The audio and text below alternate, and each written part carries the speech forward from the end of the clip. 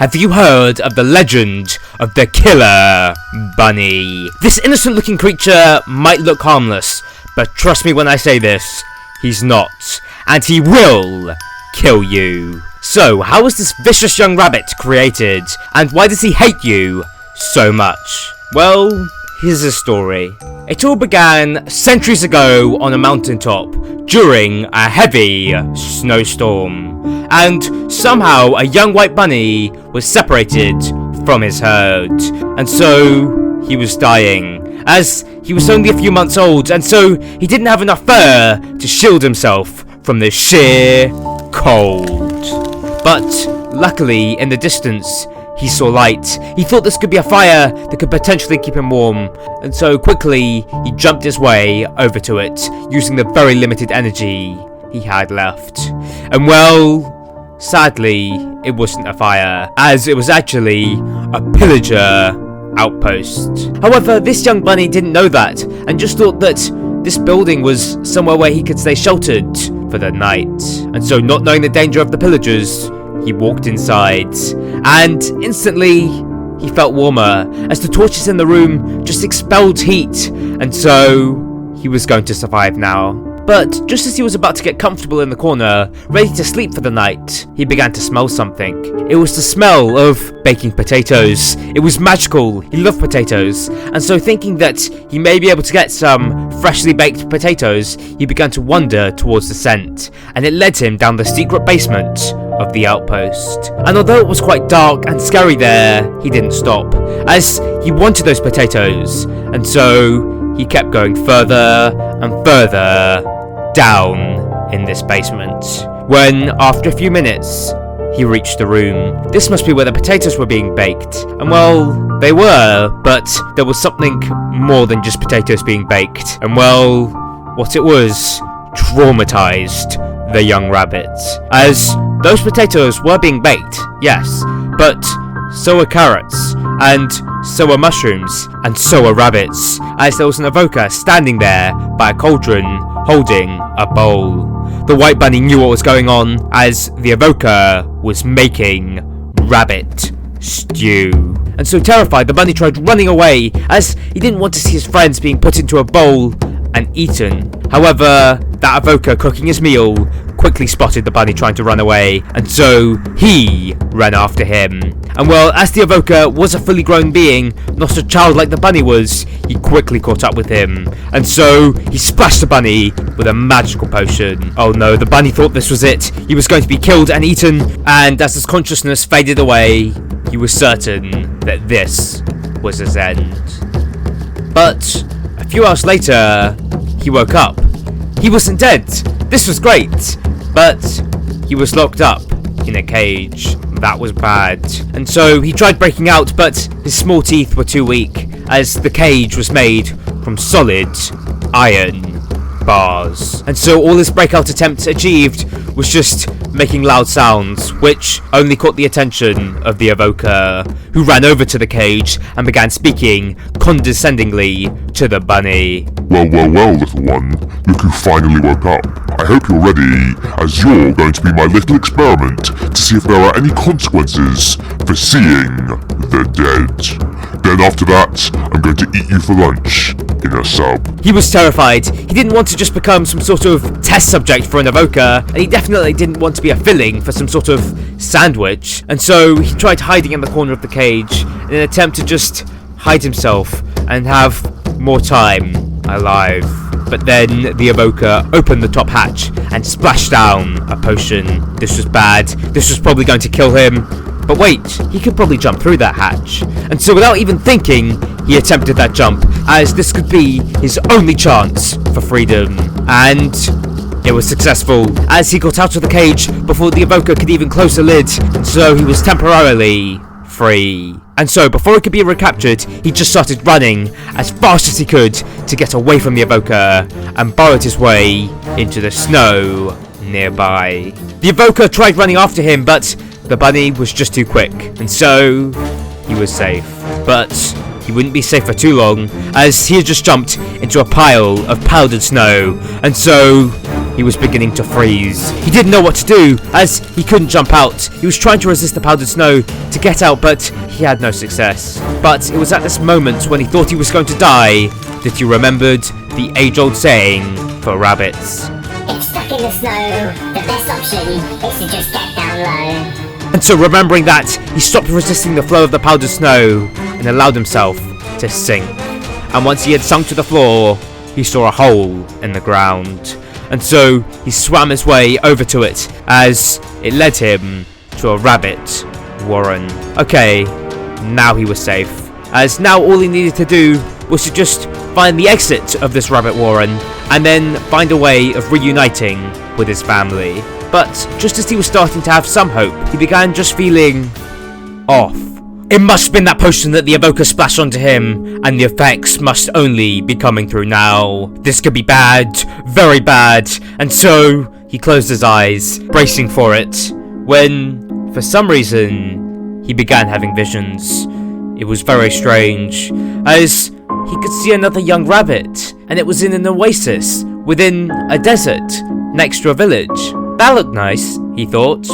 Wait, what was happening here? And so he watched in horror as the villagers surrounded that rabbit and killed him before eating him. And then he watched a very similar thing happening in an illager mansion. And then again, from the hands of a player. It was horrifying, and he couldn't just turn away or close his eyes as he was forced to watch. And so after watching this happen for thousands of rabbits in what felt like several days straight, the visions finally ended and he regained normal consciousness. But he was now furious, as why were so many creatures being so mean to the rabbits? What have they ever done to them? He wanted this all to stop, but then another very strange thing happened, as when he blinked, suddenly his entire family was right next to him. He was ecstatic. He didn't need to go finding them anymore, as they were right here. But when he got closer and closer, he realized that these weren't his normal family.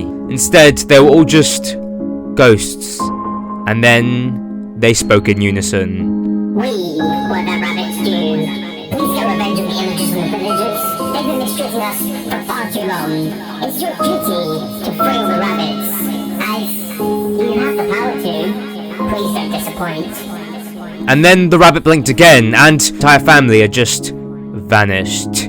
His blood was boiling. He saw the violence that the rabbits had endured and was just furious that his entire family was eaten. And so he was now desperate for revenge. He wanted all the villagers and all the illagers to suffer, just as his kind has when they were eaten. And so he starts burrowing his way forward, trying to get out of the underground and to these evil creatures, when he mines into a cave and falls downwards. This was bad, he was going to die, but as he fell, time just slowed down. And so he had the time to react, and so he was able to guide himself into a puddle of water and was saved.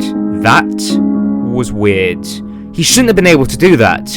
And so he looked into the reflection of the water to see if there was some sort of cobwebs there that had slowed him down, but no. There was nothing there. But what he saw instead was that he had gone through quite a number of physical changes, as he could see that his eyes now glowed in a dark red hue, and his muscles were much stronger too, and his fur was much thicker as well.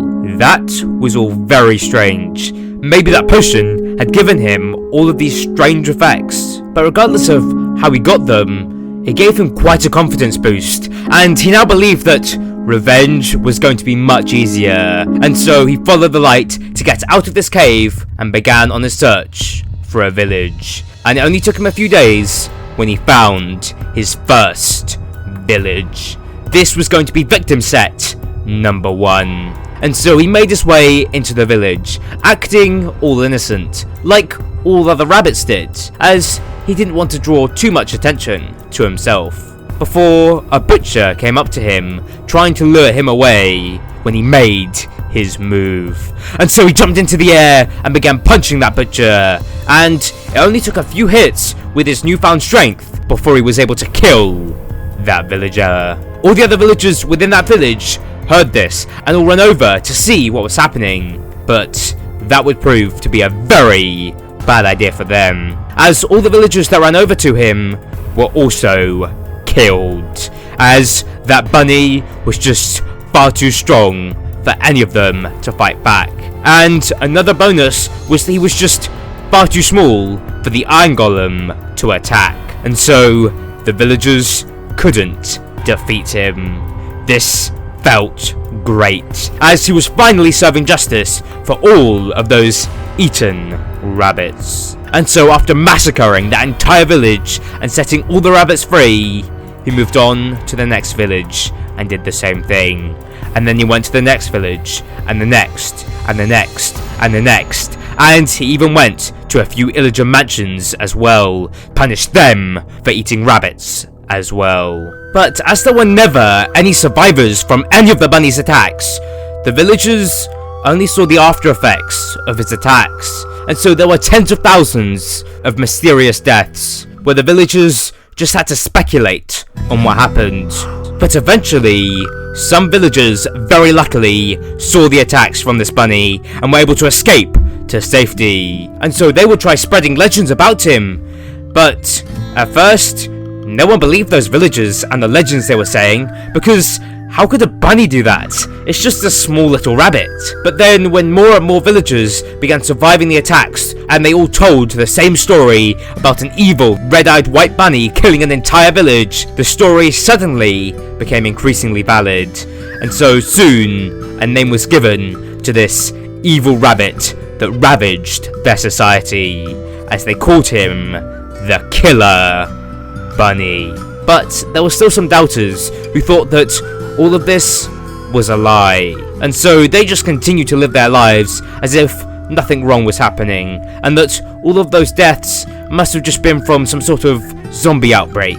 But that method of living would prove to be a horrible mistake, as when they encountered the Killer Bunny, they would have nothing to stop him with his murder spree. And so the death toll continued rising as the Killer Bunny continued ravaging the pillagers and the villagers. And so fast forward a few decades, and all was good for the Killer Bunny, as he was achieving his mission of liberating all the rabbits from the villagers and the illagers, and was now known and feared all across the world, and his death count was now far in the millions. He was one of the most deadly beings in the entire Minecraft world. However, luckily, this reign of terror would all come to an end on one thundery night. It was just an ordinary day for the Killer Bunny, as he was killing off the final villagers in a tiger village, when suddenly, after all the villagers were killed, he hears someone calling out to him. Come to me. I can help you get revenge against every single villager and every single pillager in the entire world in just a few hours. I will help you. Who was that? He wasn't sure, and so he just followed that voice, thinking that it could be another villager-hating rabbit, just like him. But when he sees the source of the voice, he sees that it was coming from some sort of black present. That was strange. How was the present speaking? And so the Killer Bunny walks closer to the box, when suddenly it speaks again. It's me. I'm in the box. And I promise you, if you can take me to that mountain over there, I, a Minecraft god, can be freed. And as a reward for freeing me, I will kill all the villagers and all the illagers for you, so that your plan of revenge against them can be completed, and the rabbits can finally rule. That sounded great. And so the Killer Bunny, being quite naive and not thinking that this mystical box could possibly be lying to him, just picked up the box and began climbing that mountain, just happy thinking about the idea that all villagers and illagers were going to be dead in just a few hours. But climbing that mountain was difficult. Very difficult, in fact, as he hadn't been in any of these cold temperatures since he had awoken into his Killer Bunny form, and so he was starting to freeze a bit.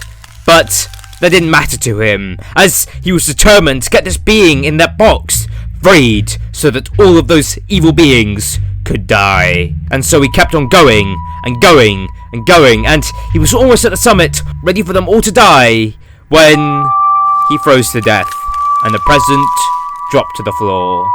So, was that the end of the Killer Bunny story? To just have frozen to death with no real long-term impacts on the world? Well, no. As, even after death, legends of his murder spree would be told to villagers everywhere, and so even decades after his death, villagers all across the world would be scared of that killer bunny that could potentially attack and kill them at any moment. But that present though, it remained right where the killer bunny had dropped it, and that being inside was still alive, waiting to be freed, so that he can release his reign of terror over the world, just as he told the killer bunny he would. And well, he stayed like that for hundreds of years, until one evil villager found the present. And what happened next? Well, to find that out, you'll need to watch this video.